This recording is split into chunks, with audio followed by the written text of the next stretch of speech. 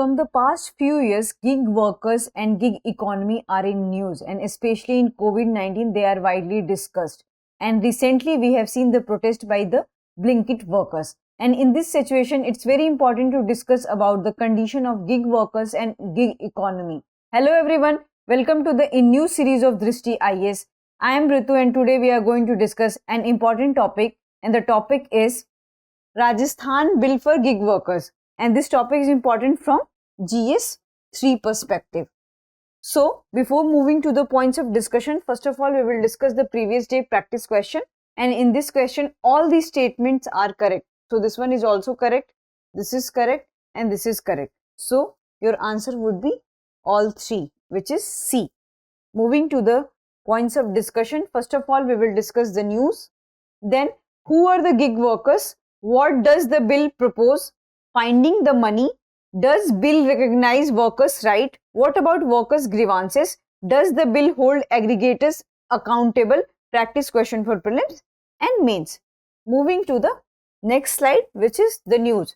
So, why we are discussing the Rajasthan bill here? Because it may be not important for your UPSC exam, but this topic is very important for your UPSC exam because this is a first kind of bill which is proposed by the Rajasthan government in the state legislature, which is not proposed by the union government in the parliament. So this thing is very important for the condition of the gig workers and what it lacks. So it's very important to discuss such things and the condition of the gig workers and in which condition they are living and what are the problems and what are the benefits they have. So from this point of view, this topic is very important. So what happened that recently Rajasthan government has drafted a bill whose name is Registration and Welfare Bill 2023 for the gig workers.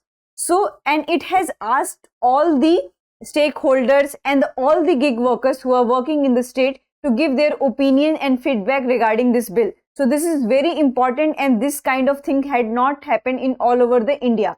So, from this point of view, this topic is very important. Moving to the next slide. Who are the gig workers? So, the gig workers are independent contractors or freelancers, typically do short-term work for the multiple clients, and sometimes it can also happen to the long-term work, but generally it is very short-term work, and they work maybe project-based, hourly or part-time. So, many times you can see that so many content creators, writers, creative writers, freelancers are working and they also work for the part-time on the weekend basis. So, they are called as a gig workers, the Ola driver, the Uber driver. So, all these are examples of the gig workers. So, it is said that India's gig worker is mostly the blue-collar jobs, but there is a demand to convert it to the white-collar jobs. So, what is the difference between here blue-collar job and white-collar job? So, blue-collar job is generally very mentally and physically taxing. Mostly it is very physically taxing and the workers involved here are in the manual works manufacturing units. But the white collar jobs include the web designers and other jobs like software developers, web designers, content writers. So these are called as white collar jobs. And currently there are 7.7 million gig workers working in India, and it is expected that they will exceed 23.5 million by 2029 to 30. So this is the condition of gig worker in present India. Moving to the next slide. What does the bill propose? So whatever the bill has been proposed in Rajasthan legislature, so what it includes, so we will discuss in this slide. So the bill applies to aggregators. We will discuss who are the aggregators, and aggregators are digital intermediaries connecting buyers and sellers and primary employers. So you know who are the buyers and who are the sellers. So who are the primary employers? So primary employers are a person who employs a person for 24 hours or for more than a week or for within a week, and it gives wages to that person. So that person is called the primary employer. So they are digital intermediaries like Ola, Uber, Swiggy, and in which field they work? So they work for the ride sharing, food and security delivery like Zomato, Swiggy, here Ola, Uber, Rapido, logistics, e-marketplaces for wholesale and also for the retail, healthcare, travel and hospitality, content and media services. So these are the fields where they majorly works. Moving to the Next slide. So this is the anatomy of Rajasthan gig workers. So here gig worker representative will work, then state government, and then aggregators who are Zomato, Swiggy, Ola, Uber. So these are the aggregators, and here the state government representative will be there and the gig worker representative will be there. So this is the anatomy of the Rajasthan government, and in this way they will work. Moving to the next slide. So what other things bill proposes? So the bill proposes for a welfare board, and it will include 5 representatives and 1 representative from the state government and 1 from the gig workers side and 1 from the aggregators and 2 from the civil society and 1 who is interested in such works and such things.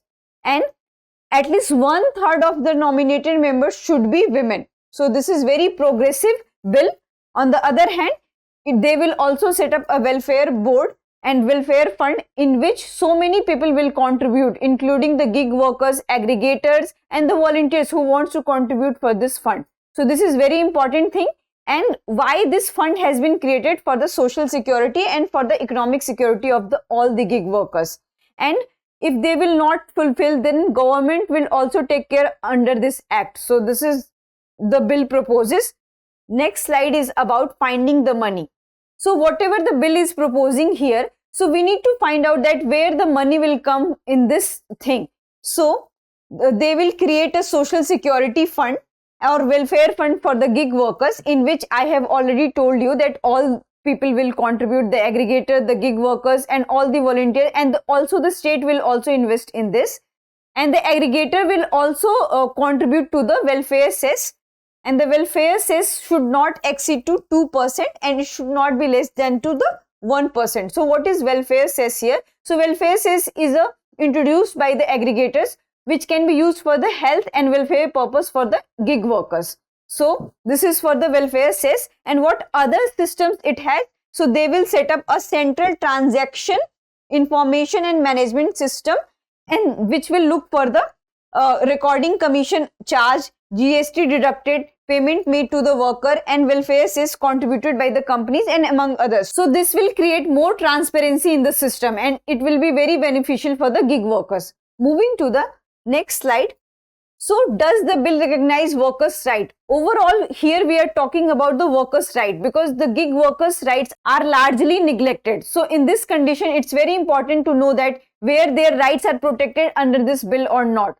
So here we will look.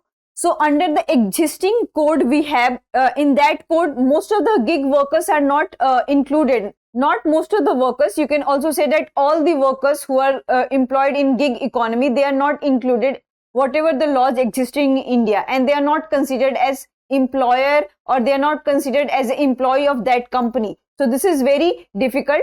So what this bill says about that, they will focus on the social security, and they will also take care of the health insurance when there is a huge accident, and when there is a pay cut due to the electricity problem, due to the internet problem, because most of these workers are dependent on the electricity and internet. So these kind of things should be taken care of in this situation. But the bill does not currently specify what happens to the data of gig workers and their work history and money earned and savings personal details. But many of the trade organization, workers organization have suggested that you need to include all these data in order to maintain more transparency and more viable system. Moving to the next slide. What about workers' grievances? So it's also very important that, gig workers are saying that, their grievances are not redressed, and so many workers, including the Blinkit workers, are on the roads and they are protesting that, their rights are not managed and their grievances are not redressed. So in this situation, it's very important to take care of that all these bills are important for the grievances perspective or not. So here there should be a portal, and so many labor unions and so many state officials and NGO have suggested that in which manner their grievances should be addressed. So there should be a 24/7 helplines for them, information and facilitation center for them, and Rajasthan Sampark portal should be there in order to redress their problem. And the bill also included that whatever the grievances they have, they should be followed in a protocol manner. There should be a protocol, and in that manner all the grievances should be addressed. There should be a specific time that in this time these kind of problems should be redressed, so that they don't have to wait so many times for their grievances. Moving to the next slide. Does the bill hold aggregators accountable? Because in Blinkit protest, in Zomato protest, Swiggy protest, what we have found that these officials were not listening to the workers' demand. So all these aggregators should be made accountable or not. So they should definitely made accountable, and there should be relationship like employer and employee, because in most of this work there is not relationship like employer and employee. So first of all, it's very important to develop such relationship. So in this bill, there is a provision to punish and made accountable to all the aggregators who have violated the law. So what are the punishing norms? It has that first time, if any primary employer has violated the law, then they will be punished by rupees 10,000, and after that, if they will continue violating the law, then they will be charged 2 lakhs. And for all the aggregator, for the first time they will charge rupees 5 lakhs, and for subsequent violation they will charge more than 50 lakhs. So this amount is huge, and it is if they will not following all these things, then they will be punished under Rajasthan Land Revenue Act 1956. So all these provisions are made for the security of the gig workers. Moving to the next slide. Practice question for prelims. Which of the following organization has released a report titled India's Booming Gig and Platform Economy? Your options are World Economic Forum, International Labour Organization, Niti Aayog, All India Central Council for Trade Union. Moving to the next slide, which is practice question for mains. So your question is, the gig economy is the reality of the new age, but some of its elements are still controversial. Discuss. So here they are asking for the gig economy. So you have to introduce this thing in the intro part.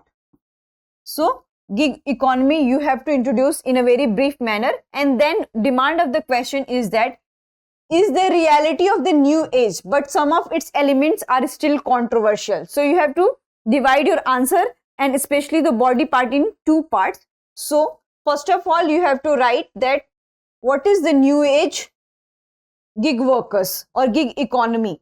So there is a difference between old age gig economy and new age gig economy, because earlier they were mostly indulged in the manual labor, but right now we are seeing that so many people who are involved in the content writing, web designing, software developing, so these kind of white collar jobs are also involved as a gig workers. So here you have to write that this is called new age, and you have to briefly write about old age in just 1 line.